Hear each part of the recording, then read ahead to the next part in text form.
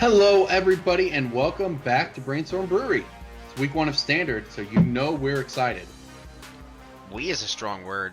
We is a strong word. Excited might also be a strong word. Nothing stronger than all of us together. We is the strongest word there is. That's a good point. When I think of the three of us, I think of, a very strong, united team, consistently on the Corbin. same page. Oh, well, we made it. Look, I've got my recording going. All right, we made it 28 seconds into this week's podcast before the F-bomb. Oh, I'm not recording. Yeah? Start over. What a fucking tool. Sorry. You started very abruptly and I poured my beer. I asked you twice. That is true. Oh, well, I wasn't. So what do you want to do about it? This is a good rolling start. Is it? Okay, Yep. Now I'm recording. Now he's recording. Now I'm recording. That's the title of the episode. Now I'm recording. Now I'm recording. So it's going to be real weird. It was like, where's Jason's camera for the first 20 seconds of this episode? Look, man, according to Corbin, he asked me several times if I was recording, but I wasn't. According to DJ as well.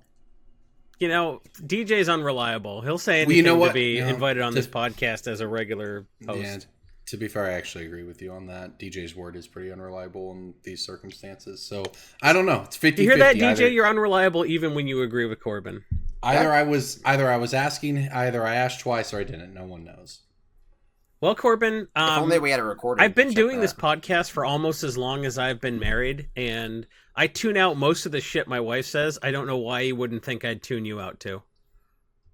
That's a fair point. At least that way we know you're not misogynistic. It's, equal opportunity. Equal. Yeah. No, man. If I were gay married, I would ignore that dude. I believe you. Anyway, so Standard happened. DJ and I went to Canada. I only got completely screwed on my flights to and from there, so that was fun. So we're recording during the day today. It's just something different for us here. In fact, you can actually probably tell, at least on my video, there's daylight in the background. There's daylight coming through my window, and everyone's like, Is Jason drinking a beer at 3 p.m.? Yeah, I am, because I'm a fucking champion. Well, that's not any different than when you're not podcasting. Well, I just woke up, so I'm here, so I did it. I'm the world's worst stay-at-home dad. I fulfilled my contractual obligations. I had DJ call me at 2 o'clock to make sure I was awake, and I'm here. And now we have a podcast. So week 1 Standard actually seems pretty fun. Everything we said why did on I the turn my review, recording on for this?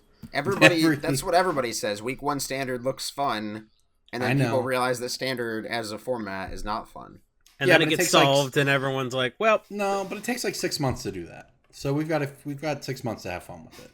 And then 6 months to hate it. Hey guys, Standard's fun this weekend. Smuggler's Cop is 4 of in every deck. Woo! Well, to be fair, there was none of that this weekend. It actually there was Experimental Frenzies, the new Smuggler's Copter, guys. I don't think so.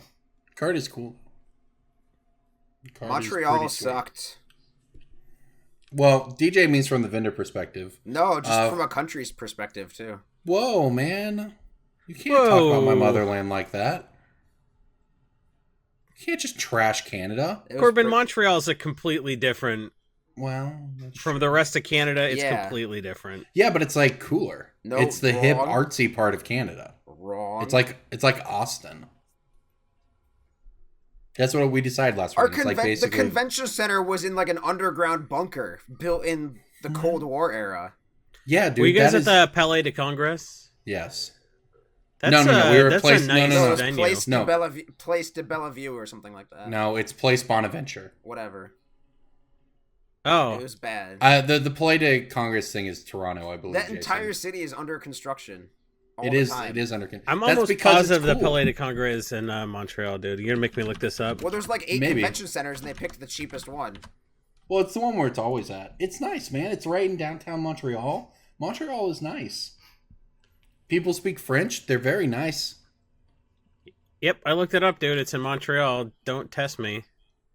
I didn't disagree with you. I just said that they picked the worst convention center. Man, I think y'all are wrong. There was like 18 flights of stairs to get to the... All right, man. It is. Actually, I did comment to people. So, like, to get into this place, you walk in, you go down some stairs. Well, you go up some stairs to get into the building. then you go down some stairs, then you walk for a while, then you turn right, 4 then you times. turn left. Yeah, then you go up some stairs, then you go up some more stairs, then you go down some stairs, then you go up a big flight of stairs, turn a couple more times, and you're there. It is actually elaborate. This is a weird looking building. It looks like one of the fake buildings that they made for the RoboCop movie. I learned yesterday that there are a total of 2 escalators in the state of Wyoming. I believe the same is true for Canada. Wait, what? There are a total of 2 escalators in the state of Wyoming. I'm serious. That I learned that on Reddit. In the airport. Oh, je suis désolé. Do you have to take your fat American ass up a flight of stairs? Oh, I'm so sorry for you that your stairs don't move because your asses don't. Oh, look, when you dude, have they like might a 50 pound, when you have like a 50-pound Rimowa suitcase, then they might be French Canadian, but they're still Canadian. That means they're not mean. Oh, my backpack is 22.7 kilograms. Oh, sorry for you. I do think maybe I offended one of our Uber drivers because somebody in the back asked me how long it was till we get somewhere, and I'm like, well, it says it's 1,3 kms, and I don't know what that means in freedom distance. I thought you were gonna be like, well, it says 10 minutes, but in the metric system, that's yeah, what's the conversion for that? A metric? What's a millihour? How many seconds in a millihour? Well, and the air conditioner in the room is in Celsius. And I was like, well, this is stupid. Yeah, I had to do conversions all weekend. It was bad. Did you? I just turned it down because it was hot. No, I mean, like, I had to do conversions, like, in my head for US to... Oh, gosh, you had it because you were buying, right? You actually had to do math. And yeah. Oh, that sounds miserable. So what is the deal there, though, DJ, when you're north of the border like that but working for an American store? How does it translate? What do you mean? Like, do we pay Well, out? like, for instance, we pay out in, like, fake Monopoly money. We don't even have to use real currency.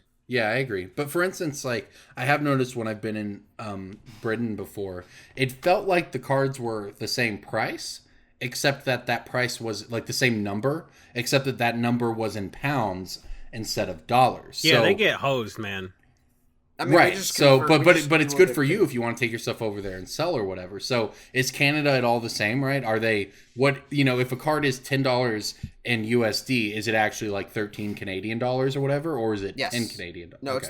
It's 13 CAD. We just like convert all the prices to CAD on the back of the sleeves. So like our case will say like, oh, this card we had it in the case 2 weeks ago for 10 US. We'll just put it at 13 Canadian or whatever. All right, so there's no arbitrage or anything to be had for anybody. I mean, not for Canada. I'm sure someone made a mistake, but you have to find it. Yeah. Well, there are arbitrage opportunities, but it's not just based off of like changing the currency symbol. It's based off of like the different markets and what, like, you go to Europe and you sell Liliana the Last Hope for 55 euros or whatever retail, then you come back and the US and you buy them for 40 USD or whatever. But like that's the arbitrage. It's not like just changing the dollar pound. Well, right. Well, not to be honest, I mean Canada is obviously going to be so tied into the U.S. market in general that there's realistically not going to be a difference. Yeah, I mean the only benefit of NAFTA. The only benefit of Canada is that just like everything's free there. Like you can walk into a lot of benefits of Canada, man. You can like walk into Starbucks and be like, "Here's a real dollar. Can I have your franchise, please?" It's everything's just super cheap there. I went to GP Toronto 5 years ago, and the exchange rate was 1-to-1. Like I don't want to hear it. We've tanked our fucking economy so many times that we don't get to shit on Canada. Well, it's changed like crazy though because now it's back to more how it used to be growing up. But yeah, in the some number of years after the recession, the Canadian dollar was destroying the U.S. dollar. Well, I'm just salty because the GP was a euro. Like none of us realized that it was the Canadian Thanksgiving holiday weekend. Yeah, me neither. Which what does that even mean? Is it like the first time they broke bread with the moose or something? Like, I don't understand. Wow. Wow, you are so bigoted against Canadians, man. This is just like a weird bit you're continuing to do, and it's like, it's kind of funny, and then it's like, I got 11 more examples. You working on your tight 5 for the comedy store over there, DJ? Can you imagine DJ doing stand-up? Oh, yeah. I can. People would have to be like, remind him that it's stand-up because he's short and they'll think he's sitting down. But besides that, even, I mean, do you get it? It was a short joke at your expense, DJ. No, I got it. Okay, good. All right, Jason, I don't feel that bad during like short joke stuff because I can usually just play it off back onto Ed. So anything you ship to me is like, it's not that bad. I could be like 5-0 instead. Yeah. That could be 2 inches shorter. Over the course of the weekend, Jacob Van Lunen, who was on our podcast a few weeks ago, he decided at some point that he was taller than me and taller than Steven Leeming, who is a guy from Europe we work with who was here this weekend. And he was just losing his mind about it. So for all of you out there who do watch Marshall's vlog when he puts those up, it's going to feature prominently because Jake was just convinced he wanted to measure himself against me 3 different times, because every time we did it, he would complain about the slope of the ground we were on, no matter which way we stood. He was just losing his mind trying to be taller than me. It's an spheroid, Jake. Get over it. It's not. It was insane. I'm like, and he's like, your hair is taller. That's a thing he said to me. And I was like, all right, man, I'm going to get out of my shoes. You can keep yours on. We're going to have people measure this. And then he got wrecked. I was about an inch taller. Is this a good story with the exchange rate? Or is this still a bad story in Canada too?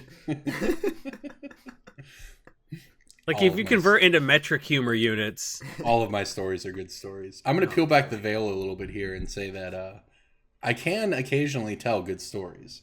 But it's more fun. But you choose not to? It is more fun. It is more fun to bore you guys with them. We got complaints about your roulette story last week. I know. Yeah. Well, no, but we also got compliments.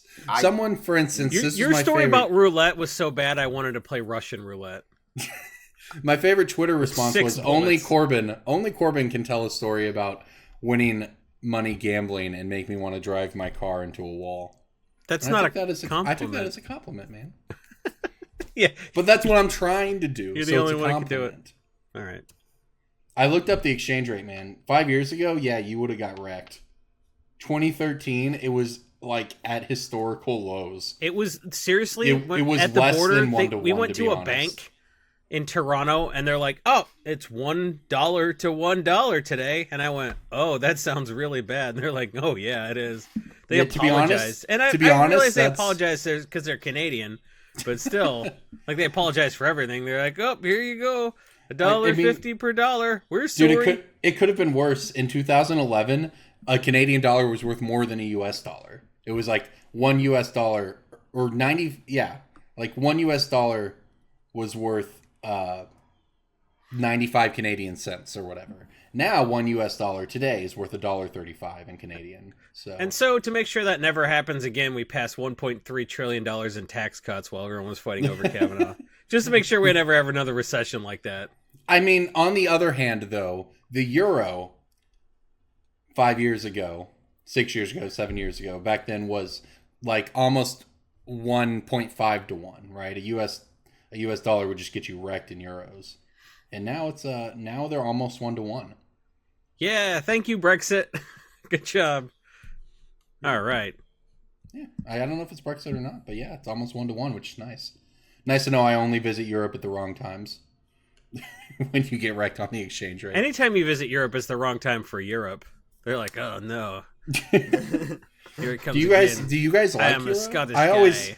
I always just offend Americans when I say that I don't like Europe because when you're American, Europe is just like this, it's the coolest thing ever. I wish I could live in Europe. People spend thousands of dollars just to go visit Europe for 3 days at a time or whatever. I don't like Europe. Everything's hard there. You can't drive. You have to exercise. So many different countries in Europe. Saying you don't like Europe is like saying you don't like food. No, but see, that's part. No, that's part of the problem. You can say you don't like pizza, but you're like, I don't like food. That's the problem, man. If you go to Italy, all they do is eat pizza. It's Italian food. If you go to France, they don't eat pizza there at all. They barely eat pizza. What the fuck are you talking about? Pizza's an American invention. They have that margarita style super. No, they still have pizza. But they still have pizza. Ugh. I was in Italy last year, man. Everywhere did you go to fucking Pizza Hut? No, because we have there's the European 95 is there's a bunch of Italians on the crew, and when we were together in Vegas, we made them eat Pizza Hut just to watch them suffer. Yeah, man, they have it's different, right? It's like quote unquote real pizza. It's margarita pizza or whatever, right? But it is pizza. They barely eat pizza there. I'm telling Jason, I was there for a week and a half in 5 different cities, including like little villages, and all anyone had on a thing was pizza. For tourists. We were in little coastal towns, man. We weren't in like tourist centers. All right, man. Whatever you say. I'm telling you. I've been to Europe too, man. I've been to Italy a lot, and nowhere they had pizza. You're saying there was not pizza there at all? I'm saying that every restaurant would offer it, but it's not just pizza joints. It's not like it is here. Well, you sure can't get Chinese food while you're there. You can't get Spanish. That? You can't get Mexican food while you're there. Well, that's my point, man. If you're in any of these countries in Europe, in the United States, you can get whatever you want. They don't have From my house, I can go 5 minutes bullshit. and get whatever I want. What? They don't have Could you get Polish food in Oklahoma City? I don't know about that one, actually. Yeah, can you get German food? What about Thai? Yeah. You can get German food in Thai, yeah. Dude, you don't even know what Polish food is, so don't tell me you can get Polish food. That's why I didn't tell you we could get Polish food. What is Polish food? It's just pierogies, right? That's, kind of. A lot of potato-based stuff. A lot of sausages. I don't know. They got weird stuff I can't pronounce. Anyway, it's all oniony. It tastes like poverty. I can still taste. There's one dude's like, "Oh man, I'm Polish. I can't wait to hear Jason talk about my Polish culture." I'm like, "God, Poland's Europe's Mexico," and they're like, "Fuck, unsubscribe, heck, dude." What the heck? Poland is Europe's Mexico. What's wrong with Mexico? That's the name of the episode. What's wrong with Mexico? Come on. Exactly. Maybe I'm complimenting Poland. You never I don't know. It doesn't sound like you are from the context. Tastes like poverty. I don't know. Maybe it's a compliment. Tastes like onions and tears. I don't know. I thought grabbing by the pussy was a compliment. I don't understand what you're talking about. Why does all this food smell like it was fermented in socks? Oh my god. Just pick on Poland for no reason, man.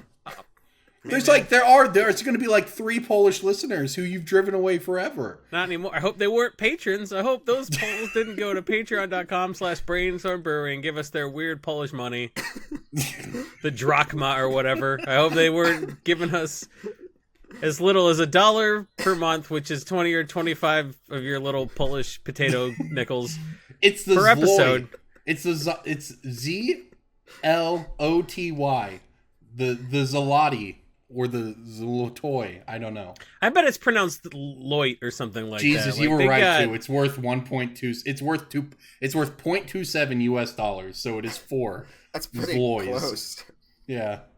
Oh, so they pay. Oh, it's pronounced Zwatly. I got it right. Zwatly. So they pay one Zwatly per episode, which is like $1 per month. There you go. And they're not going to do that anymore because. We hold on, I got it. Listen. Culture. Listen, did you just look up a pronunciation? Yes. Yeah. This is what it is. All right.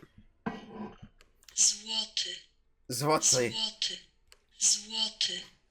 That's what it is. I say all this, but I visited Poland and I enjoyed it. And she doesn't sound like. But I can just say whatever voice. I want on this podcast. That robot voice does not sound happy she knows that the currency is dropping while she's pronouncing it. It's like, oh, don't talk about money. Jesus, no. Don't bring up our money. You know what they use in Poland? They use the euro, just like the rest of Europe. The more people that know how to pronounce it, the lower it gets. They do like fairy magic. So yeah, they so please subscribe to our Patreon to replace the 3 Polish people that just left. For $1 a month, you can have access to our Discord channel where we will have a bunch of Poland-based memes here pretty soon, I'm sure. Memes of me being burned in effigy in Poland, but they'll do it wrong. They'll light themselves on fire to burn me in effigy or something. Man, I don't know. Speaking of Patreon, you can have access to this. Well, not this handsome drinking glass. This is the drinking glass we're phasing out. We ordered hundreds and hundreds of the old/new drinking glasses that are, they forged them in the fires of Mount Doom, so the lettering won't chip or come off in the dishwasher. So we went back to the original glasses by throwing Marcel under the bus, and they're coming soon. And I'll be getting everyone, even the people who got these chippy ass Brainstorm Brewery glasses. Send us a message. Email us. First Poland, then China. Jason, Jesus, calm down. Yeah, no kidding, man. Brainstorm Brewery doesn't sound like a Chinese person. It sounds like Scooby Doo. If you're a fucking talking Great Dane who magically comes to life, and everyone's like, "Oh, what do you mean magically comes to life?" Yeah. He was probably alive in the first place, man. Are you calling Scooby-Doo a talking zombie? If you magically became sentient, then I don't know Scooby-Doo's origin story. I don't know if he was cursed by a gypsy. I don't know if he was just talking from day one. He's not like Frosty the Snowman. Jesus. Dude, Great Danes are so inbred that I wouldn't be surprised if some of them can talk like, "Kill me, I have hip dysplasia." Like, I don't understand what happened with Scooby-Doo, but the weird thing about Scooby-Doo is they travel around with a talking dog, and they're all, like, skeptical that ghosts could be real. They're like, "No, there's no way there's a ghost at this haunted amusement park." I'm like, "You travel with a talking dog. That's the craziest thing I've ever seen." All right, I actually looked this up, man. I'm on a fact checking. This is good, actually. About Scooby-Doo?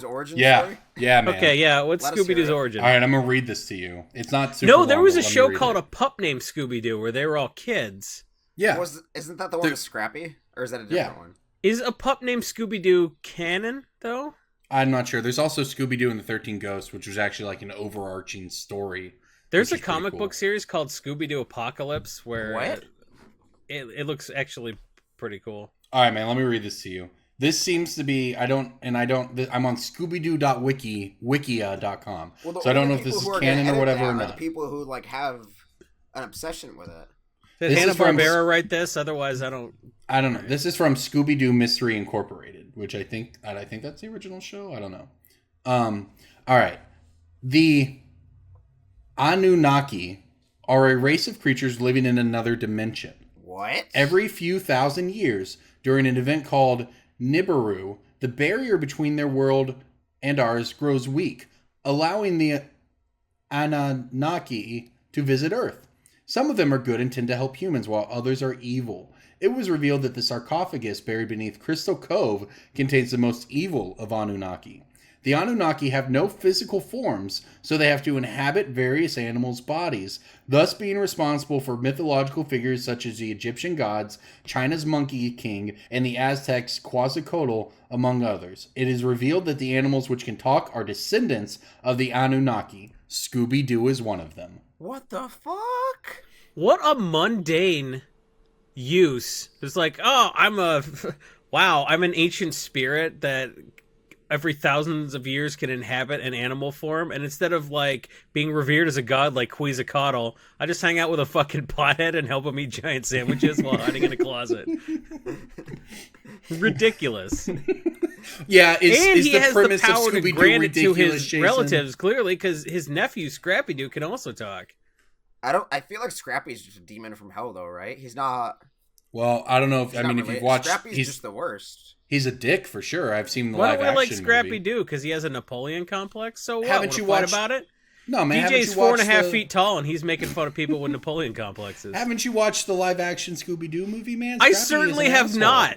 Really? We found the one movie Jason hasn't seen. Wait, really, Jason?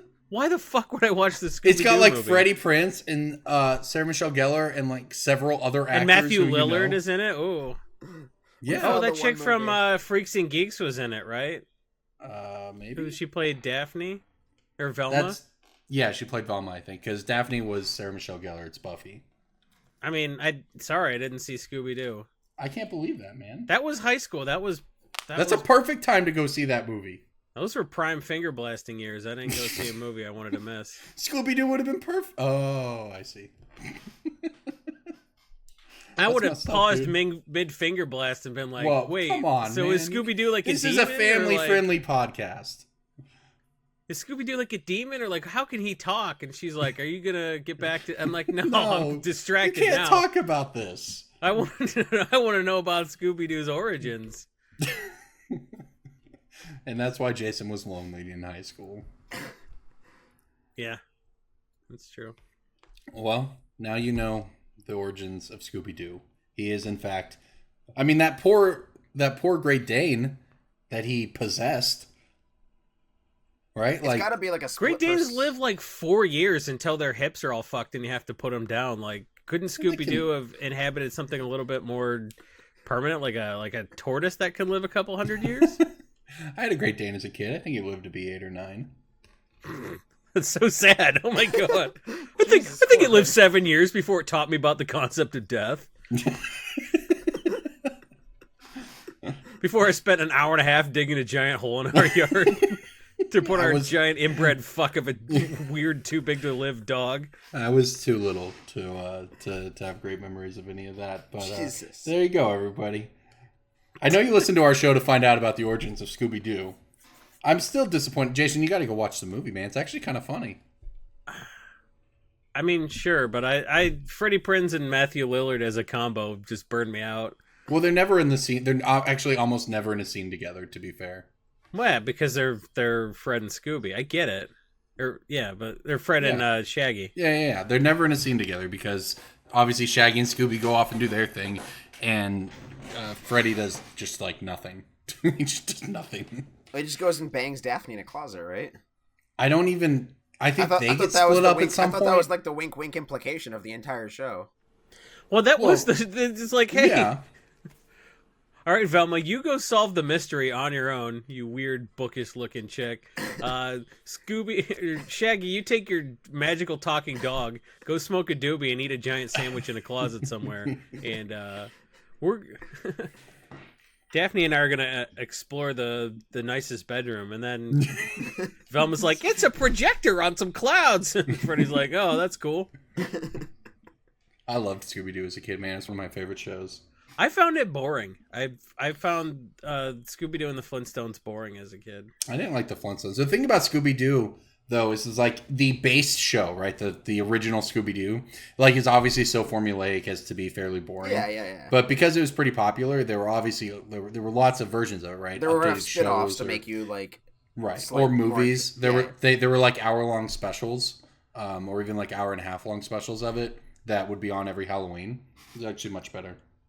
Every now and again, it'd get really dark too. Yeah. Every Scooby now and Doo's again, great. they'd be like, no, people actually just died." Nothing's darker than the Garfield Halloween special. So, like, What is that? doesn't matter. That was the darkest shit. I would watch the Garfield Halloween special every year, and it would just terrify the shit out of me. What's that one? Have you not seen it? Not to my recollection. I don't know about it either. No, you guys need to. Yeah, it's scary as shit. And maybe it's because I was 7, but, like, it's Just pretty maybe. dark. The Garfield Halloween special, look it up. Everything's available online. You can find everything. You can stream it. So It was like for that. one thing, but it was on. Is that what you're saying? Like it was. It was like an hour-long special for Halloween. I see. Garfield's Right. Halloween Adventure. Probably. That's I mean, I what can't imagine they Wikipedia made says. multiple. Does he have a pirate hat? Yeah. Yeah, he had a pirate hat. Yeah. All right. Well. Anyways, what you guys really want to hear us talk about is Magic Fest. Am I right? Oh, shut up. Hashtag man. MF Montreal. Come on, let's talk about Magic Fest. You're the Velma of this podcast. What is it? That's actually that kind of makes sense. Actually, she was always my favorite, man. She was a smart one. Yep. She kept everyone on track, and she was completely unfuckable. That's you. My God, why would you say this is so messy? You are just on a roll of inappropriateness today. It's I'm at 3 drunk at p.m. 3 in the beer. afternoon. It's at 3 p.m. beer, man. I haven't even drank the whole thing. I've got a water in my hand. Not a milk? No, not a milk. You're not drinking milk? Milk's only good with something. Is You my don't drink rhetoric milk by not too itself. spicy for this podcast? Yeah. My pick of the week is so spicy, Corbin's gonna chug a glass of milk. Let's do Breaking Bulk. Can All we right. at least agree on that? Yeah, Can we whatever, agree man. to do Breaking Bulk. No one's listening. Everyone's turned this podcast Even I don't off. even want to do Breaking Bulk. I was having fun talking about Scooby Doo, and you're Yeah, what the ruining, fuck are we talking about magic cards? Who gives a shit? You like broke the the one spell. time. That's how bad it is. You maybe not want to do Breaking Bulk. I have started. Well, it's okay if you don't want to do Breaking Bulk, DJ. We can talk about anything besides your 5-cent card. of the week. apparently I want to because like I've started doing a director-based movie podcast called Director's Cut with John Dunning, Shout that out. Where aka can people at find it? Orzov Dunn, and that's a lot of fun. And apparently that's all I want to do is just talk about that kind of crap. Magic. Well, where can people find that, Jason? It's on the They Said We Said YouTube channel. There you go. I can put a Check link it in the out. show notes. Or I'll make JJ do it. JJ, put a link in the show notes or you're fired. I will fucking fire you. And we owe you money for the back episode. You won't get that. We don't have a contract, idiot. So do it or you're fired. Yes, we do. We have a contract with him? Yes. At What? some point, we had to agree in writing, right? I I'm think sure we there's said an we email. will. There's almost certainly an email. Or a text or something. Regardless, it's illegal to not pay people for past work if you can show. No. This Oh is my Trump's God. America. You can grab Well, pussies and not pay that's- people to do work for you. That might be fair. It makes me smart. I don't pay taxes or people that don't put the link to my non-related podcast in the show notes. Do you hear me? I will fire you and burn down your house. All right. Breaking bolt time. Breaking bolt time. Break. Oh, yeah, breaking bulk. There's so much good stuff. It's a pick. Breaking bulk. The end. Urza's Saga, black, uncommon. Reign of Filth. No. Urza's Saga. That's Urza's Gears, right? Yes, Yes, Corbin. it's Urza's Gears. Okay, good. Priest of Gix. Wrong. I don't know what's in that set, man. The thing that turns something into a swamp. It's not Evil Reign of Filth. I thought Presence? for sure it'd be Reign of Filth. What? What? No. I think Corbin thought it was Evil Presence, which is also wrong. No, No, I was just trolling. that's not even in that block. Yeah, that's why it was. Is Evil Presence not in that block? I thought it was a common. Maybe it is. I thought Evil Presence was in an Invasion. It might have been in a lot of things. It was in. Is it a creature or Visions. a spell? It's a creature. And it's I don't- not Priest I'm of not gonna Gix. know- I'm not. Gonna It's know not this. Priest of Gix. There aren't even that many black uncommon creatures in This that is set. a $3 card. I'm picking a ton of Saga right now, and I haven't You come across this. Good. This is relevant for you. Let's find out. I'm stumped. Scourge Familiar is a 5-mana 3/2 Scourge flyer. Familiar. 5-mana 3/2 flyer. Discard a card. Add a black mana to your mana pool. So every card in yeah. your hand becomes like a Rite of Flame in black, Oh. like a mini ritual. I legitimately did not know about this card. I don't I think thought I've that ever. card was in Urza's Legacy. I almost never have Urza's Gears to pick, but I actually didn't know about this card. Yeah, it's Okay. It's gone up a lot recently too. I Like, thought- this is a last couple years sort of pick too. Yeah. No, it's a very specific EDH thing, I think. Nice. Let me Yeah. look this up. Let me look up on EDH Rec at edhrec.com. Anytime you have like a weird like, hey, why did this go up? Go to EDH Rec and just like type Yeah, I it would in, and assume chances that's are right. there's like one deck that overwhelmingly plays this. Gitrog Monster plays this in 837 decks. The next most played is Sidisi Undead Vizier with 95.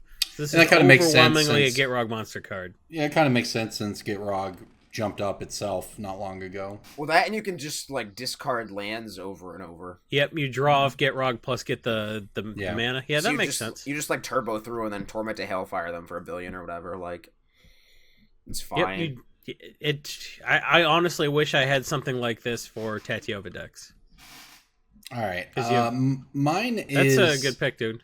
Yeah, that's a good pick actually. Mine is this is again, and I talked about it with the guys before the cast, so we're not going to guess it. But this is just kind of a PSA pick for those of you who have been playing over the past year. Merfolk Branchwalker is almost $2, and will probably go up to $2 because we're seeing a lot of jumps on Ixalan cards. Obviously, Siren Stormtamer, which is I know a card we've done as either a pick of the week or a breaking bulk, probably breaking bulk, within the last 6 months or whatever on this cast. Ixalan cards are going up because now they're actually relevant in standard. And Merfolk Branchwalker is an exactly. uncommon that's going to be worth $2 pretty soon. I Now mean, if we're Siren playing excellent Stormtamer, cards because we have to. yeah, if Siren Stormtamer can be $5, Merfolk Branchwalker is going to be $2. It's about $1.50 right now, but Exploring if you- it's better than it's ever been in standard. Yeah, if you forgot about these, a year ago when you were forced to draft Ixalan, and you tried to make that experience bearable by drafting the only tribe worth playing, Oh, dude, I was What, wrecking humans? people with Branchwalkers? vampires. What, humans? Merfolk. No, really, it was Scouts. Tribal Scouts was the best draft deck because it had all the Explorer. Green white? It was green, white, black, man. Yeah, okay. I had a lot of success with vampires. I really liked putting a bunch of life linking tokens, and then Yeah, I mean, Vampires was very strong. Here comes right? Ravnica. It's like, no, every Selesnya, everything they make has lifelink. I mean, I like Ixalan more than most people do, but the draft just wasn't that good. Okay, apparently I like Ixalan draft more than most people. Well, you do, because most people legitimately hate it. Like, yeah, I hate Rise of the Eldrazi Limited, whereas everyone else loves it. Man. Yeah, the competitive crowd really, really hated Ixalan draft.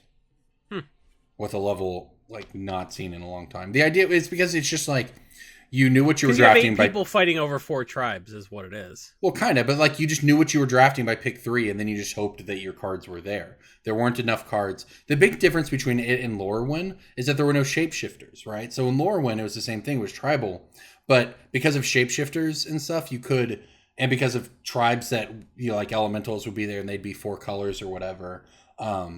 You could kind of mix and match and just kind of make decks. But Ixalan, everything was its thing.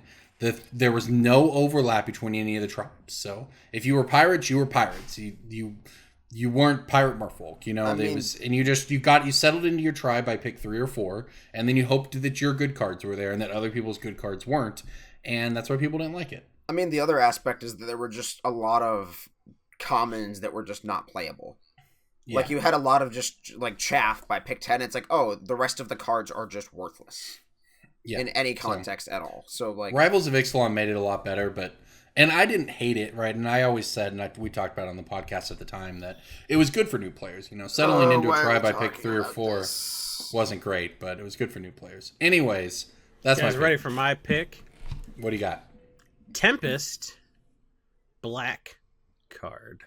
Reign of Tears? Nope. Tempest, huh?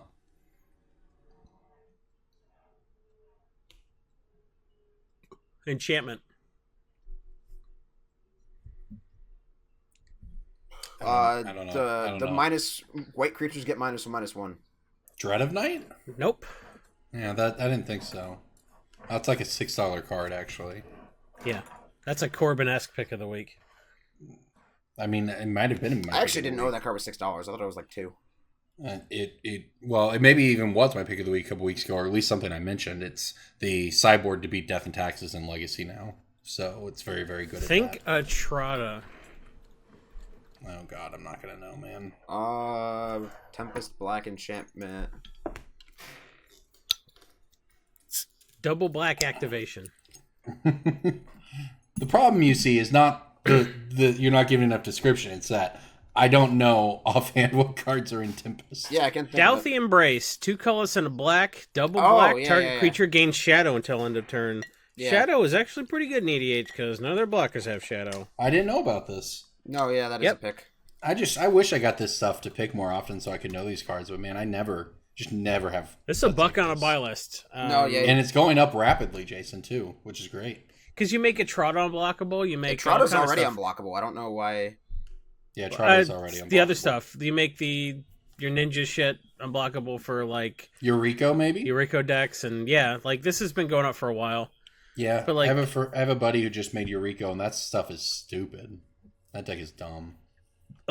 They've done a lot more EDH stuff that requires you to hit them, and like you can start playing with stuff like Thief of Sanity and crap like that. The stuff that requires you to hit them, we're starting to see people play stuff like that gives creatures shadow. Another card that gives creatures shadow. The blue Tempest common is like $2 or something like that. Well, that one's like Shadow Rift is Pauper. That's Pauper. Yeah, Shadow Rift, is that what it is? Yeah, because it's a cantrip and it's inside out combo. Yeah. That deck is sweet. All right. Well, so like giving stuff shadow as a way of making it essentially unblockable is it's pretty techy. So yeah, some of this old Tempest stuff is starting to pop now, and I was pulling Douthie Embrace like, oh, I'm so rusty. I'm looking up like probably 60% of the cards I pick I have to look up. So like I was like, it's been 5 years since I looked Douthie Embrace up. I wonder if it's a thing. Yep. So this is going to be a thing when I do have some boxes here that I think have older stuff like this, and I'm going to be the same way. I'm going to have to look everything up. I have 400,000 cards to pick, and it's all a mixture of like true bulk and picks, and I was very disorganized. Well, I moved, so I just packed everything up and just was like, oh, this all fits in boxes. So it's just I had an organization system, and then I just consolidated everything, and now it's just all rip. Jason? Didn't you move a year ago? Yeah. No, man, that stuff is. I'm through about 100,000 of the several 100,000 I had to pick, and I've still got. Let me count: 1, 2, 3, 4, 5, 6, 7, 8, 9, 5 rows to go, plus a bunch of binders, plus a bunch of boxes. Astute viewers will see the giant piles of cards on the table behind me change every week because it's just. There you go. All right, guys, it's that time. We put it off. What do you think about Magic Fest? Magic Fest, MF. Okay, I don't work these events. This is not taking any money out of my pocket. So what this has done is it has made GPs better. I agree. As someone who likes to go to GPs, to go to a GP, just dick around. The change is good. The name is not. Oh, the right, name. I agree. Yeah, the name is real bad. When I first heard the name, I just kind of laughed and I was like, well, I hope I like the idea. Yeah, but what do they really call it? I was like, I like the idea. I hope they fix the name. And then they didn't. They could. They could probably like, hey, we screwed up. They could blame It depends, man. I don't think about how much, and we don't know, I guess, but there's a lot. They could claim a Magic Fest in Edinburgh that gets 11 people. Because it's the year of our Lord 2018. No one's fucking with magic anymore. Like, right? Like, I think that no one's doing sleight of hand. Like a Magic Fest, the world's biggest Magic Fest is in Colon, Michigan. Yep, Colon. I think they're like, it's Cologne. Fuck you, it's Colon. You're Colon, Michigan. It gets like a couple hundred people. They're like, it's the biggest Magic gathering. I'm like, all right. Yeah, there's a bigger Magic the Gathering down the street, but okay. I mean, to be fair, I don't really know what they should have called it. I kind of liked Magic Weekend, which is I think what they called Pro Tour Paris and GP Paris in whatever year it was. It was the GP that I think it was Ben Stark top 8. Hey, guess what? Grand Prix is a shitty name too.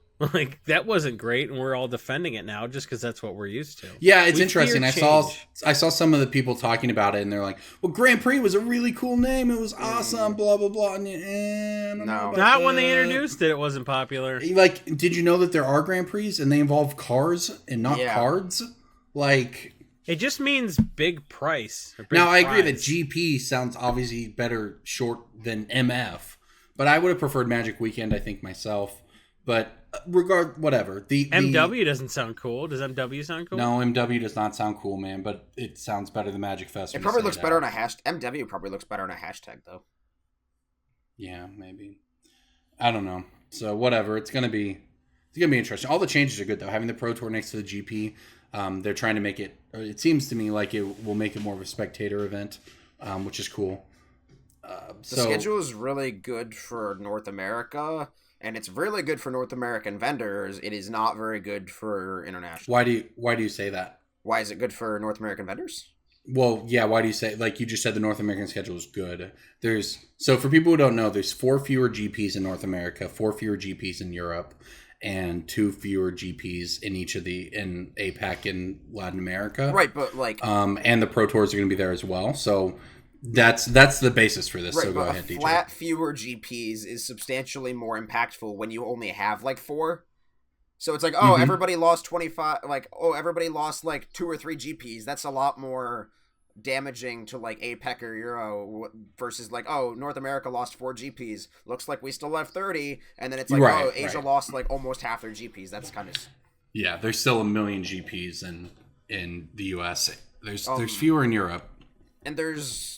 The modern heavy schedule is very good for us. They haven't the best. They haven't announced That's the other changes. They're only going to be announcing formats for 3 to 6 months in advance. All the formats for the first quarter, and there's like a ton of modern.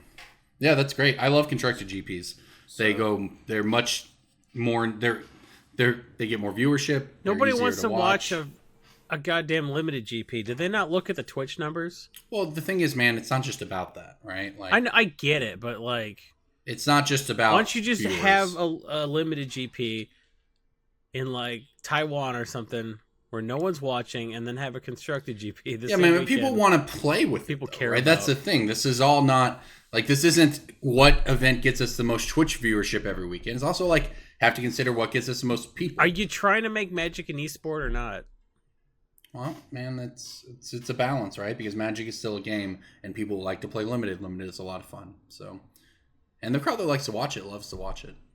So who knows? Maybe I think if there's Magic Weekend or Magic Fest or whatever they're going to insist on calling it, I think there will be enough going on that there could be multiple, like, you know, coverage. Like, there could be multiple things on camera at the same time.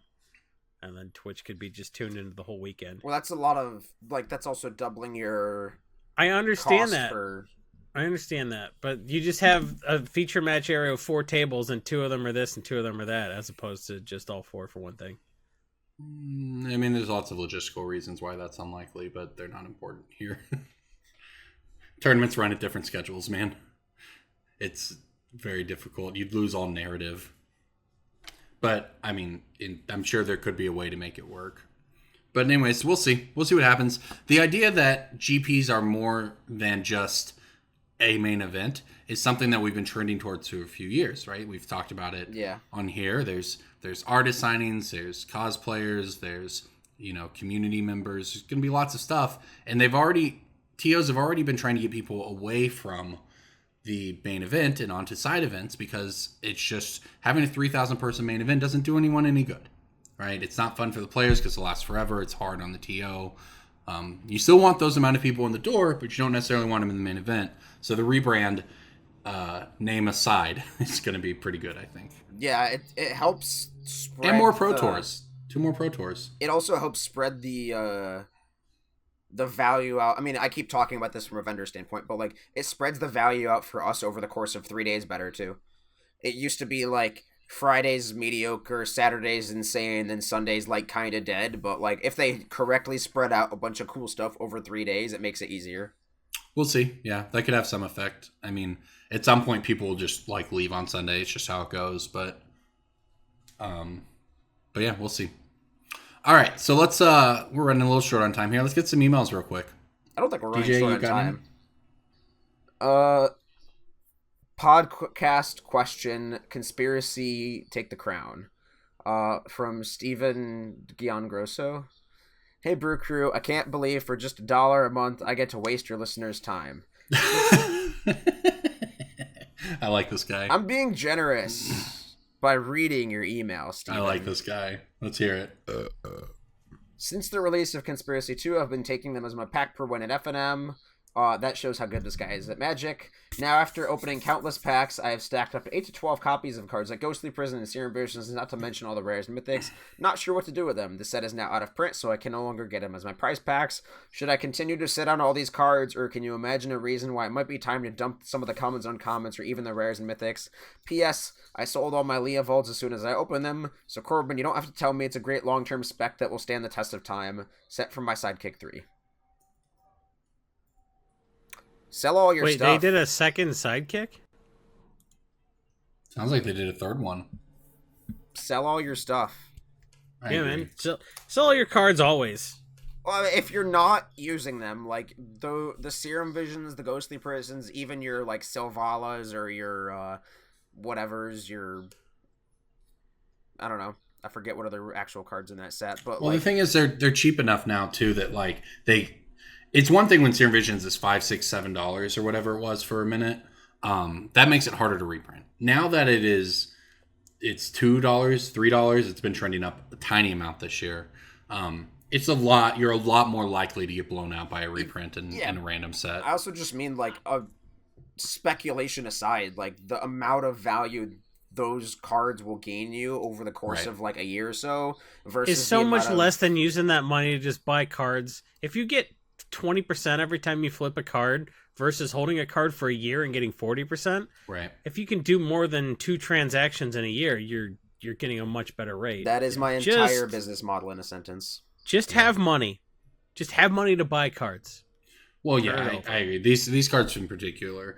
Sometimes I can advocate sitting on something if it's not costing you other opportunities. Yeah. But in this case, like the upside on those cards is it's not non-existent, but it's not high either. Yeah, it's very rare that I actually advocate just holding on to something if you're not using it. It has to either be like about to pounce really, really high, or it has to be like a bulk garbage that's like, I got 10 cents for this, whatever, like 50 cents for a necrotic who's throw it in a box, that kind of thing. But thanks, Steven. All right, next up. Next up, we have somebody asking about suspected fakes. Okay. And what to do. I guess it's kind of hard to like answer an email because you got like, it's hard to just like tell you whether or not a card is fake over a phone picture because so what's the what's the deal? What's the situation that happened though? He got sent something he suspects is fake. Yeah, hi Brew Crew, Patreoni here. I was hoping you could provide some resources related to identifying fake cards and where to report it. Here's the TLDR version. I got a suspected fake card liberated, got a refund, the seller hasn't accepted the return. What do you do? Slightly longer version that I'm going to abbreviate. Lives in Australia. Purchasing high-end cards can be difficult. Purchased 4 card liberated from separate sellers off eBay. After all the conversions and math and stuff, I bought 4 cards off eBay. One of them was suspicious. Messaged the guy on eBay, tried to give him benefit of the doubt. Looks different than the other one, so I wanted to return it from a refund. Guy was pretty aggressive. Applied for a refund through PayPal. Guy offered a partial refund, agreed, sent it back to the address eBay provided, original blah blah blah blah blah. Guy, bunch of crazy stuff happened, I guess. Received the card back, returned to sender undelivered. So I guess he got the card back because the seller... Sounds scammy to me. Take your refund. Yeah. Take your refund. I now have the suspected counterfeit back in my possession. I have purchased a loop, a blacklight, all the goodies. Card looks fine under a flashlight test and blacklight test compared to the others I've seen. Card is glossy, texture of the card is waxy. Yeah, it's probably fake. I mean, the light test is not a guaranteed 100%. Failing the light test is like, oh shit, that's a fake. But passing the light test doesn't mean anything other than it didn't fail the light test. Right. And the thing is, if it's a Modern Masters card, it's a new Phyrexia card. It's a new then it should not be glossy at all. Yeah. It shouldn't be glossy or waxy or anything like that. Yeah, whatever you want to do. The guarantee, I don't like to authenticate cards over the internet. I actually have several people, probably 3 or 4 people a month send me pictures of stuff, and they're like, hey, I want to know if this is real. I always add a disclaimer. You got to be able to touch I don't want to verify yes or no, but this is what I think could be likely or not. And it's just very hard to tell through a picture unless you get a microscope out and show the rosettes and stuff like that. But the best way... That's what he means. The best what is a loop but a microscope? Go ahead, DJ. The best way to tell a fake is to just feel it. You can just get it in your hand and move your fingers back and forth and then look at the card, and then you can 99% of the time tell whether or not it's fake. Rebacks are a lot trickier. Rebacks are a lot trickier when you start to get into high-end stuff and power and stuff like that. But the thing is too with the fakes, it's and I've seen these. This is a thing that some scammers try to do is they'll try to rough the card up so you can't tell, right? They'll try to scrape it or mark up the edges. Yeah, and it still doesn't look the same. And then sell it as MP. Right. 10 years of dirt accumulation on the side of a Magic card does not look the same as I scuffed up this card overnight and tried to get it dirty, right? It just doesn't. And when you have the card in your hand and you feel it, you can't, those cards, the counterfeits all come, glossy or waxy or any of these things. And, if it feels fake, just get your refund and get a real one. I understand it's a hassle, but it's a lot better than spending $80 or whatever on a Karn. And then 2 years from now, if you decide to trade or sell the Karn, to get told it's fake and then you're just out of luck. Just get your refund. I mean... It's eBay. They're going to side with you. Using a loop is good, but just using it. Right. And this isn't to say that for something else maybe it's bad to.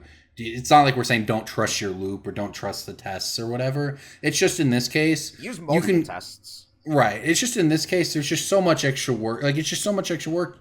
Just get your refund and get another one. You're under no obligation to keep a questionable card because you're taking all the risk. Yeah, just send it back. And you're paying the same amount of money that you would pay for a non-questionable. And the fact you tried to send it back to them is, and they didn't get it. I don't know. Maybe it's just a mix-up. I don't know. Living in Australia, maybe that's more common. But He wrote the address upside down is what he did. Yeah. Like, it could be a lot of things, or it could be that they were a scammer and that mailing address is not a thing anymore or was never a thing or whatever, right? We don't know. So you can also, and I don't know how realistic this is where you live, but you can take the card into your local store to get an opinion if you really want to.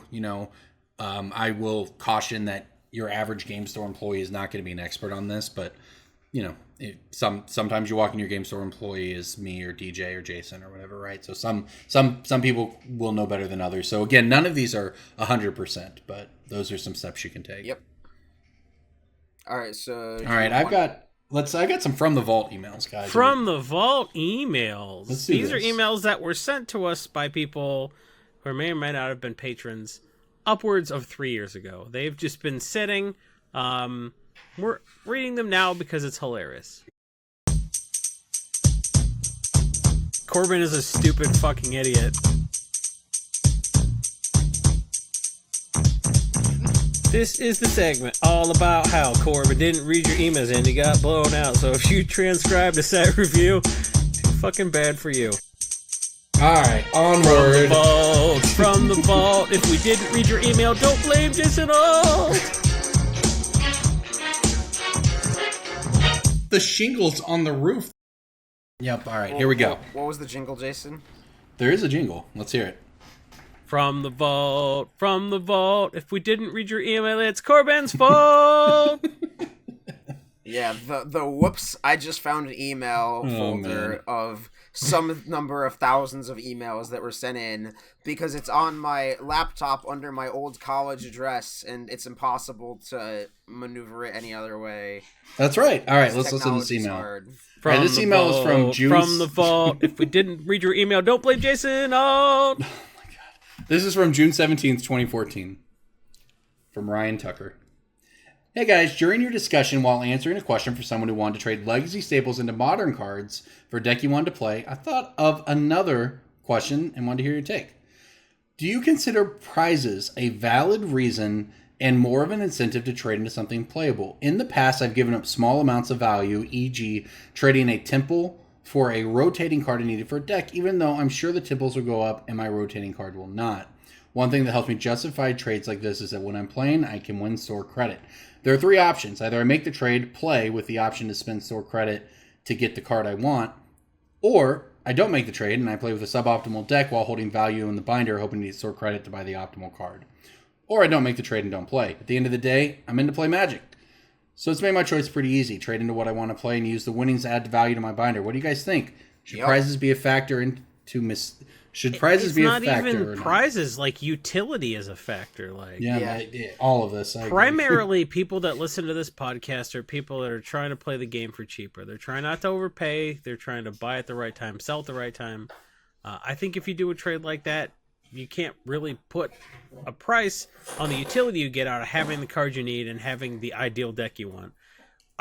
For our listeners, for the most part, they're trying to buy cards at the right time, then they spike, then they trade those for the cards they actually want to play with. And hey, I paid $200 for a $700 deck because I paid attention and listened to Brainstorm Brewery for 2 years. That's what we want.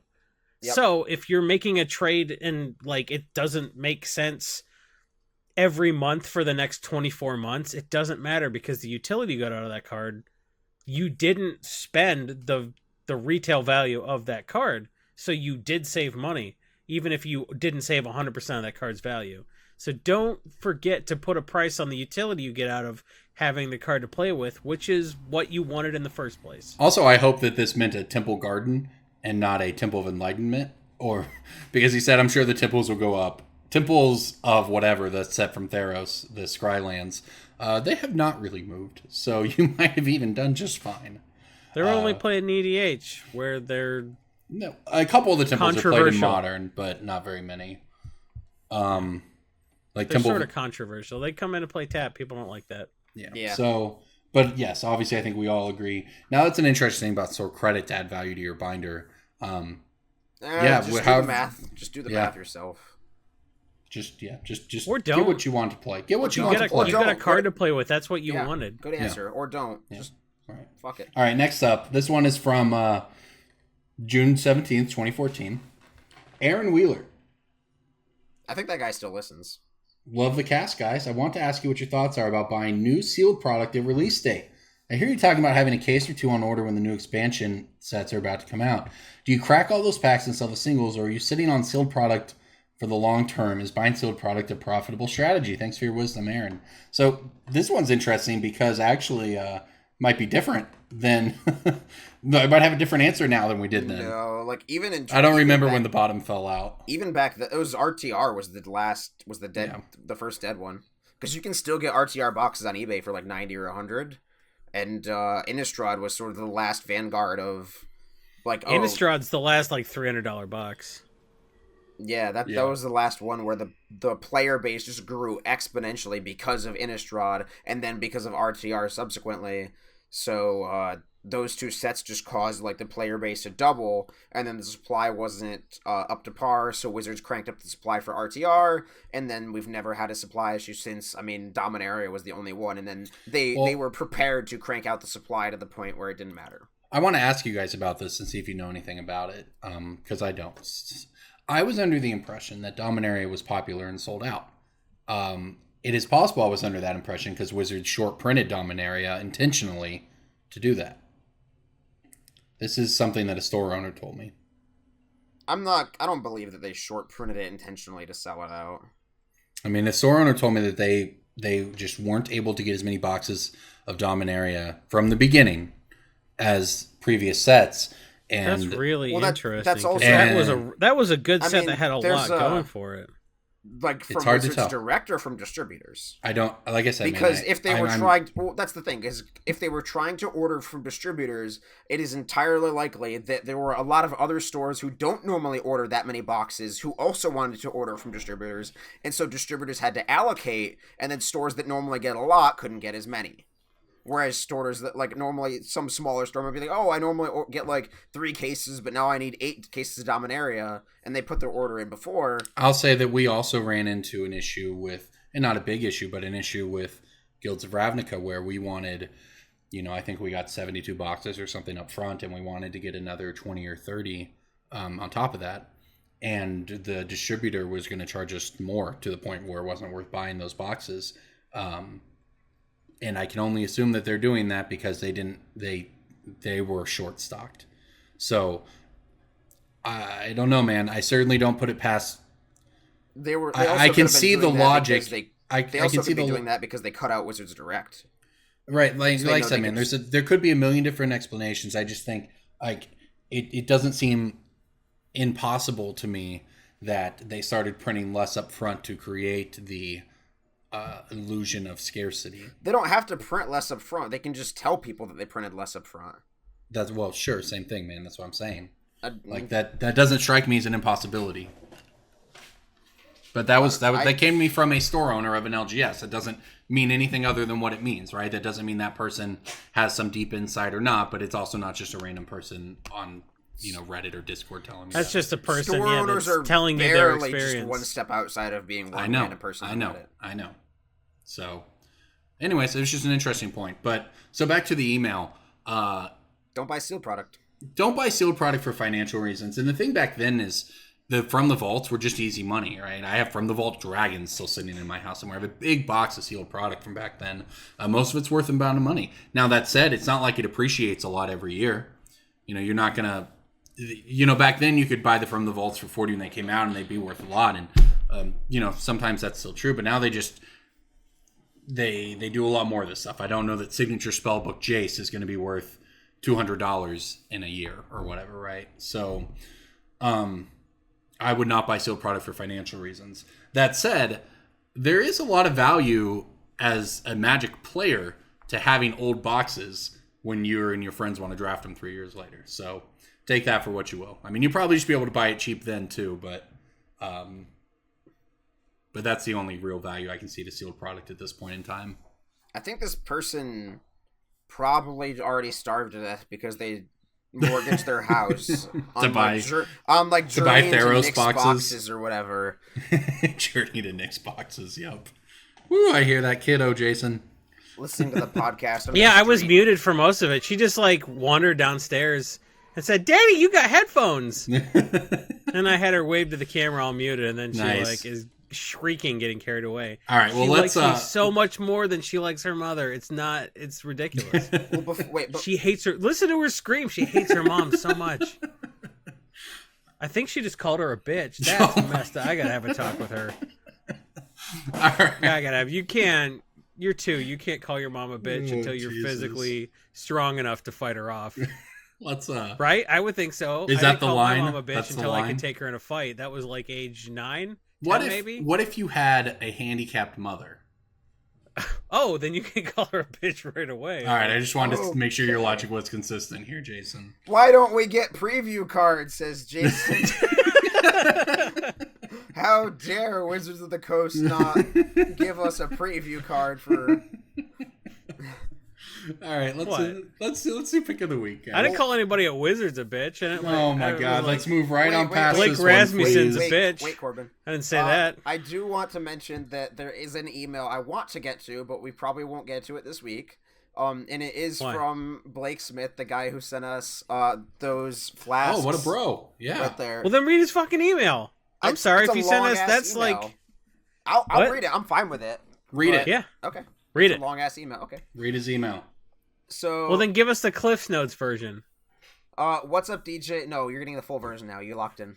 What's up, Aw. DJ? Just wanted to say the one chip challenge is great. Well, like 2/3 of it, I guess. You hung in there like a trooper. Jason held in super long and did a great job. Loved the tears in his eyes and that you two really committed to the bit. I'm glad to hear that Corbin is going to redo the challenge. It made me super happy hearing from him own up. Is this from the vault too? Like, how old is this? It's like a month old.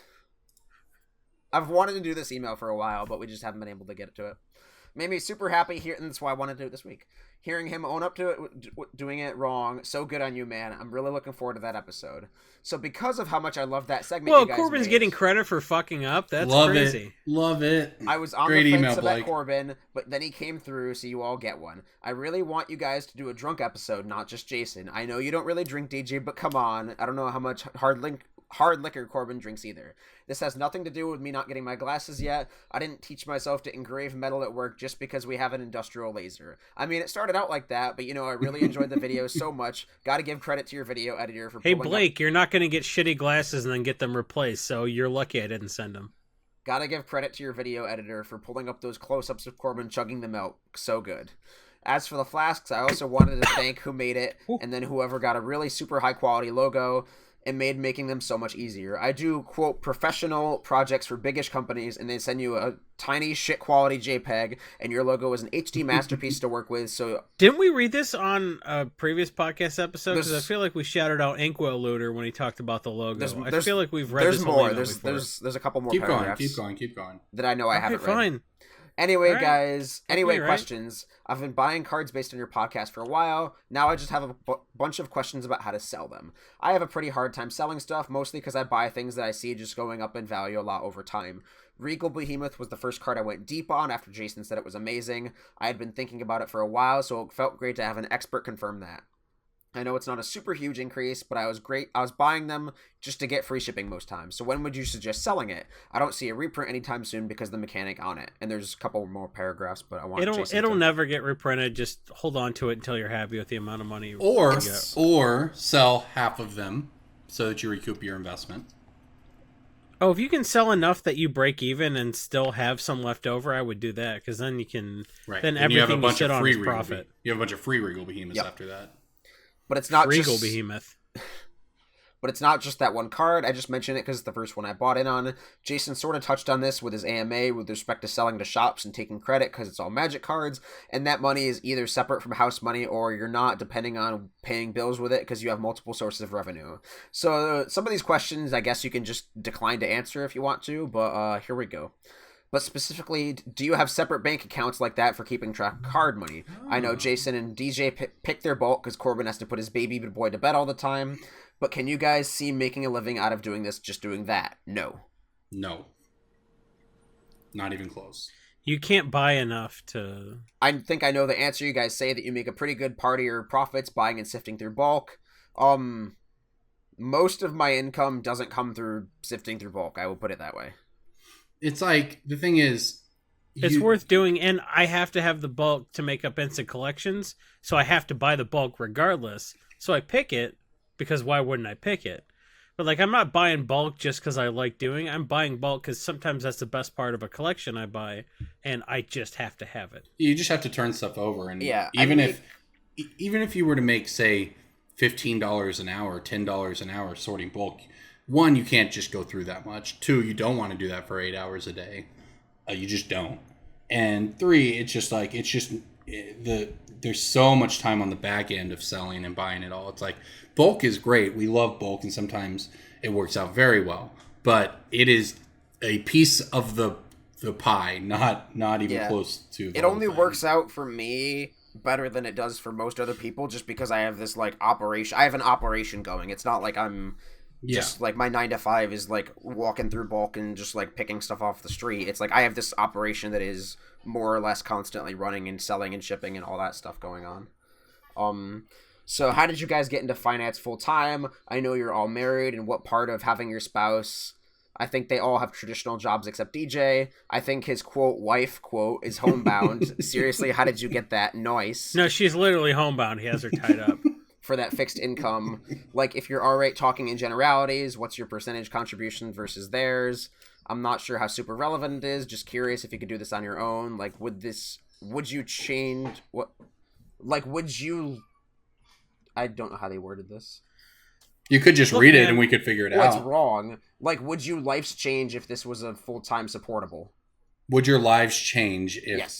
if you could do this full time? Not that I want to do this full time. I just want to get into it and understand how you guys got into it, because it's pretty awesome and impressive that you guys can do this for your jobs. I'll stop with the praise now, because Jason's probably fighting off calling me a nerd too many times because he can't handle positive feedback. That's So true. he calls people. Oh, look at me. I'm a guy who likes your podcast. Your podcast is good and valuable. So he calls people who love the show nerds as a defense mechanism. Oh, also, That's true. you guys talk about whether or not it's worth going to the post office. I live right down the street from mine. How big of a deal is that to you guys? Corbin has to, like, get on a plane or something. He has to, like, wait for the... He has to load up, like, A saddlebags donkey, on a yeah. donkey and go through a canyon. I go to the post office, but I don't ship stuff from home very much at all. So I'm kind of the exception here. Like, everything I have Anyways- runs through the store. Anyways, I more will praise. send out, I really like, do love the a podcast. plastic shopping bag full of plain white envelopes, like, every week. I you have And can avoid going to the post office more than once a week. you know those, like, white plastic mail bins they have? If you just ask them for one, they'll give you one. Oh, nice. All right, so let's I don't know let's if that's start. just my post office, but Yeah, like, those are big enough for 4 of the packages of glasses I need to send out, and I send out packages of glasses 40 at a time. So it's me going there with like 5 laundry baskets. Let's start at the top. How do you guys separate your magic finances from your personal finances, if at all? I don't. Me neither. It's all my money. Like, my wife has her money, I have my money, and we just take care of bill. It's not 1912. We don't have we have a joint checking account and all this crap. We like got married. We both had our money, and then it's like, should we combine our finances and have a joint checking account? And we have a joint checking account with $5 in it. Well, like, we just don't. It is trifle with it. 1912. We just, like, she writes a check or I write a check or whatever. Like, everything gets taken care of. It is 1912 here. We do have a joint checking account. That's but true. I have a business account.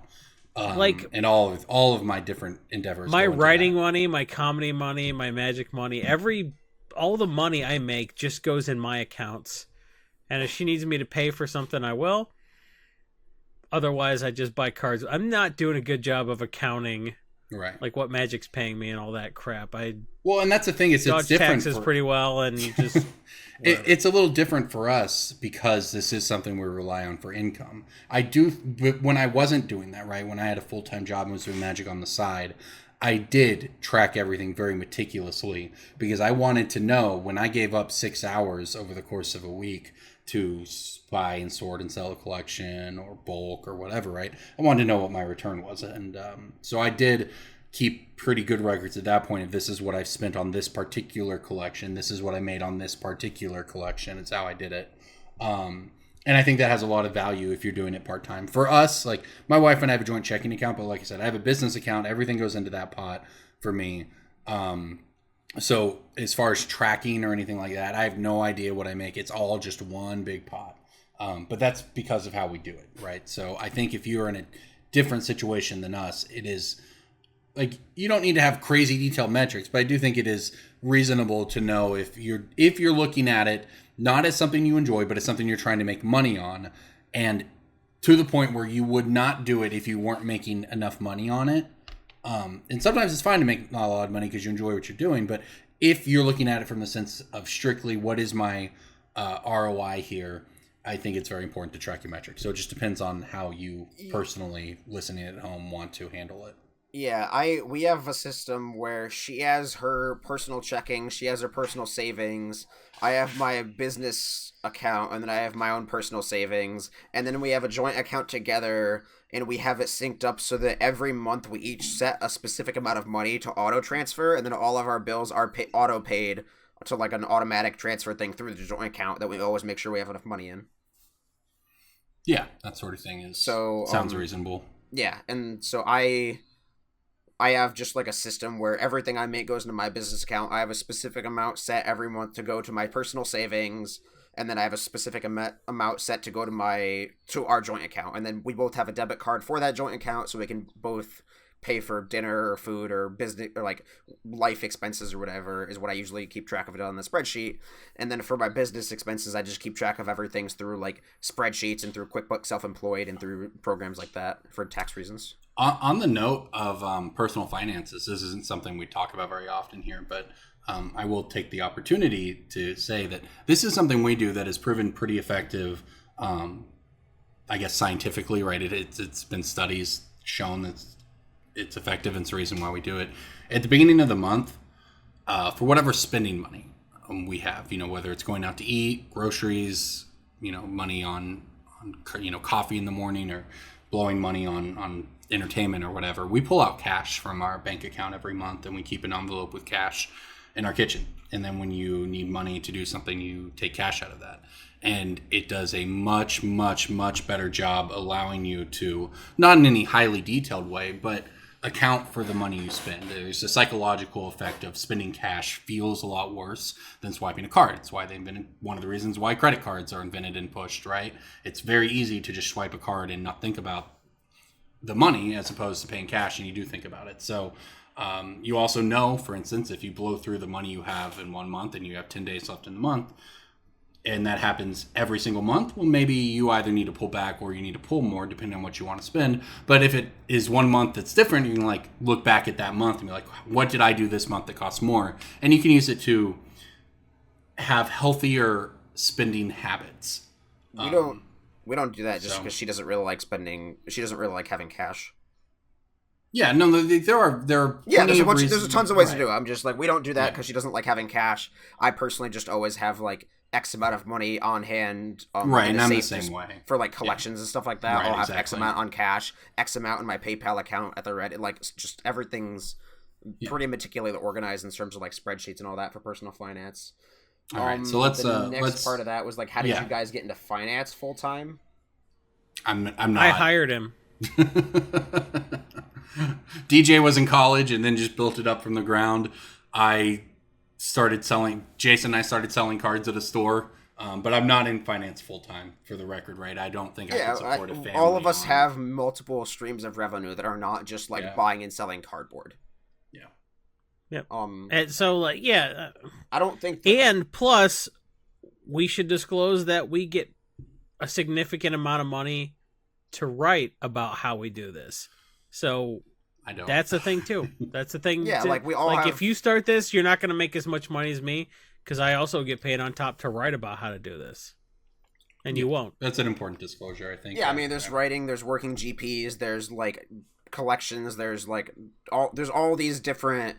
Well, essentially, that all of us have. At the end of the day, don't start it as a full-time job. Start it as a side hustle and see how much money you make. Right, and because the thing is, essentially, all of us, we own our own businesses in this sense, and for all of us, that means different things.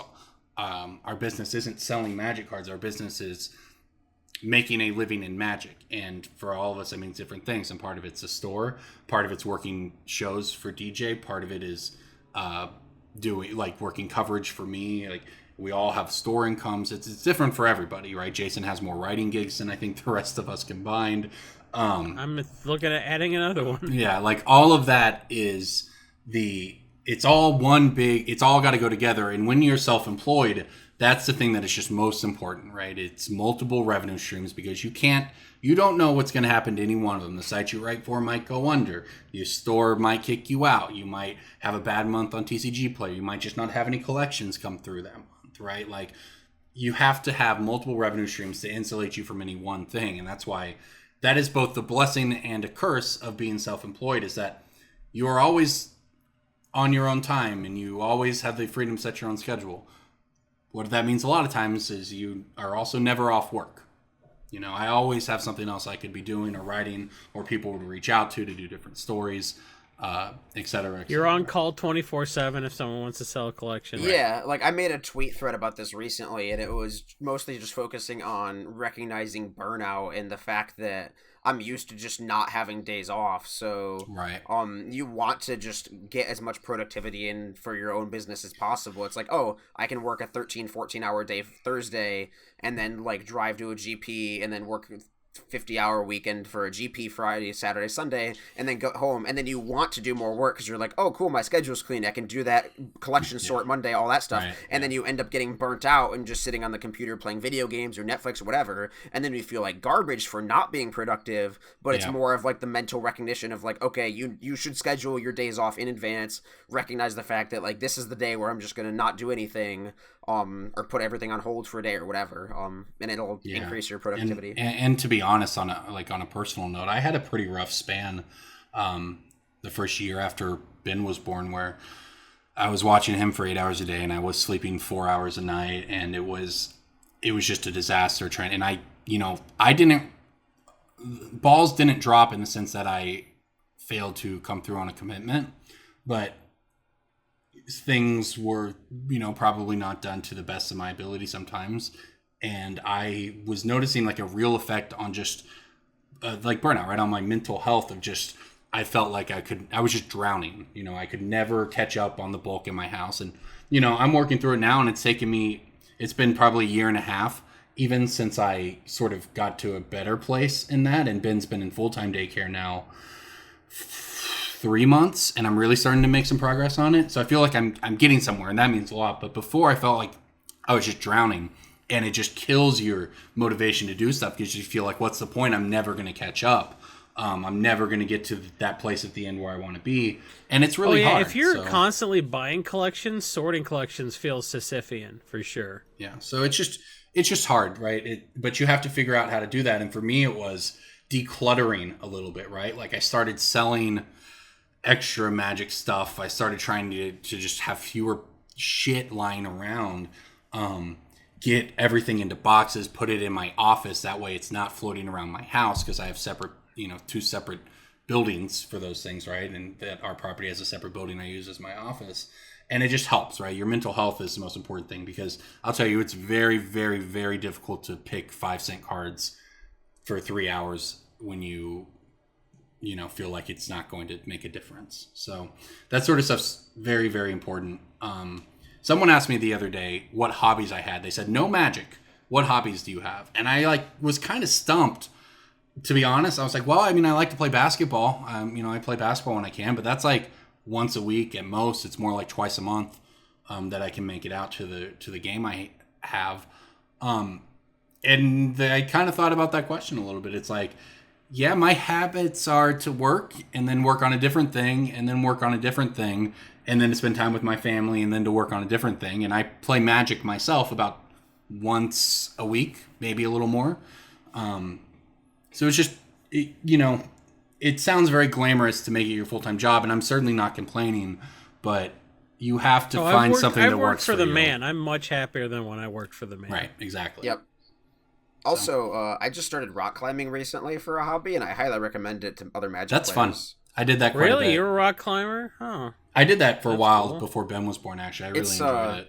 Yeah, I really recommend it for other Magic players because you get the same sort of puzzle solving tick in your brain that gets to get activated. You're like looking at the wall and try to figure out the line of like the quote line of play that it takes to get to the top or whatever, and then it's actually just exercise on top of that. So it's Plus your progress in that is very tangible, right? Plus, build weird ass muscles. Yeah, you're like DJ weighs fucking 11 pounds. He's 1 foot tall. He's a perfect rock climber. That's probably true. But it's like you know where you fell off last time.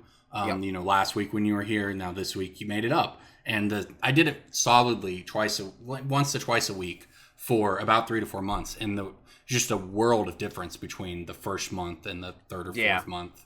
And you can see that in a very tangible, real way that maybe you don't necessarily get going to the gym or whatever, right? So it was cool. My local wall has a belay machine for a couple of the walls, so you don't need someone to belay you. So all of the when Lily turns 3, I'm allowed to take her. Oh man! So she's getting there. Kids are so super February, good at I'll that. be able to start taking her. Kids are really good at that.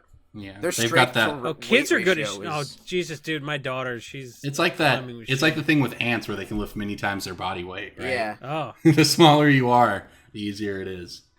Yeah, she climbs shit she shouldn't climb. I'm like, all right, I'll take you to a gym. Calm down.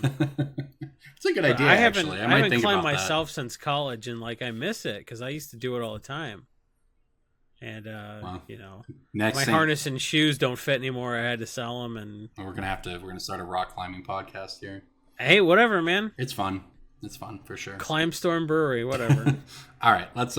We've gone super long this week, but I do think that email was worth it. So let's do pick of the week and get out of here.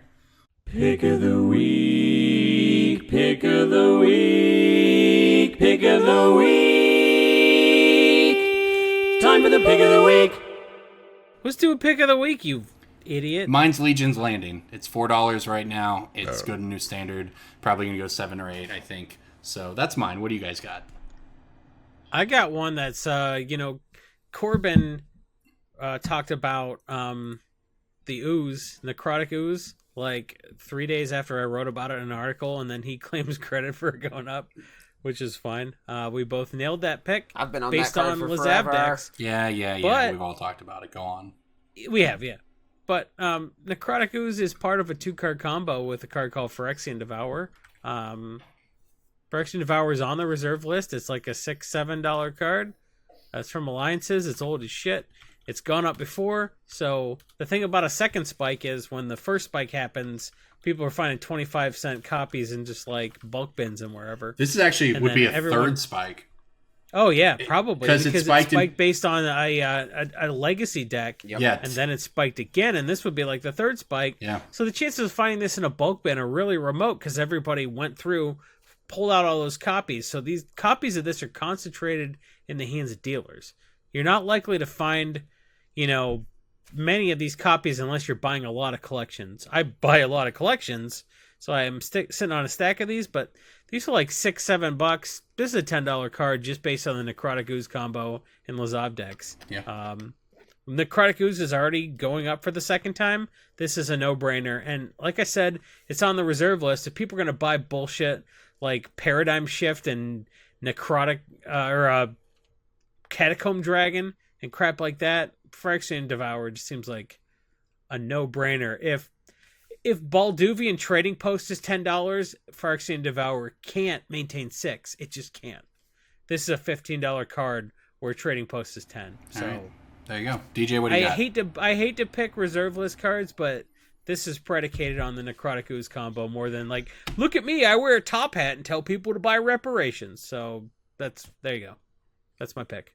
My pick of the week last week was super boring. It was Omniscience.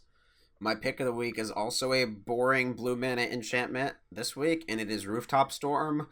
I have been picking this for a very long time. It's just another one of those. Since it was your pick of the week. Yeah, it was it's another Necrotic Ooze Restore Every Balance Halloween you pick this as your pick card. of the week. Well, I picked it. The spreadsheet says that I picked it last year around August.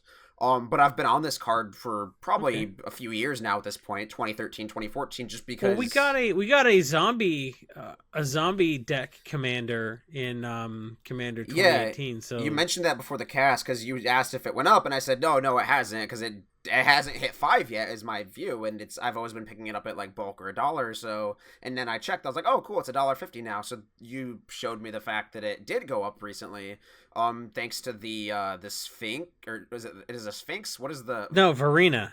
What is the creature type? It looks like a Sphinx. No, Varina. The Sphinx is a different thing. Varina's the zombie, I thought. Is it a zombie itself, or is it like a lich? Whatever. It doesn't matter. But there is a Varina's a lich queen, and queen her is a creature type type? is zombie wizard. Oh no, zombie wizard. Okay. So she's a zombie, but she's queen of the liches. I see. So bitches. Her bitches are liches. Jesus. All right. Well, there you go. So Why don't we everybody. get a preview card? Rooftop Storm. There will eventually be more. I mean, zombies is just like the best creature type for casual in general, like zombies and dragons. Rooftop Storm's $5 in like a couple years. If it's not, it'll be $5 eventually. All right. Well, there you go, everybody. Yeah, you got some bonus podcasting this week. Yeah. Of recording. Maybe we'll record in the afternoons more often. Unless the Scooby Doo stuff. Oh, guys, I didn't start my record. The Scooby Doo stuff should be after hours. If it's not, I'll be a little disappointed. Okay.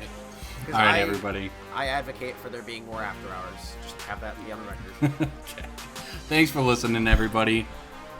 It's a good episode. We'll see you next week. I look tired. I look tired this whole episode.